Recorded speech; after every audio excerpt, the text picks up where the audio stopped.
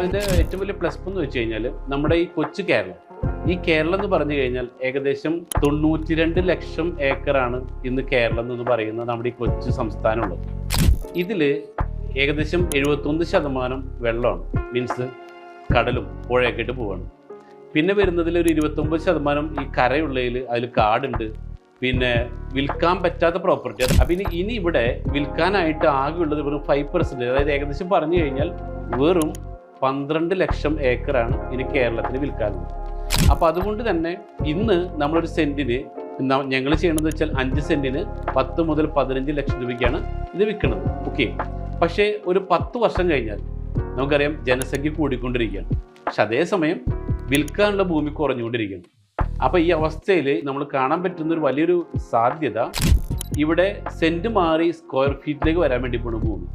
അപ്പോൾ ആ സമയത്ത് എപ്പോഴും ഭൂമി വലിയൊരു റിട്ടേൺ കിട്ടുന്ന ഒരു വലിയ ഒരു പ്രൊജക്റ്റ് തന്നെയാണ് ഭൂമി എന്ന് പറയുമ്പോൾ.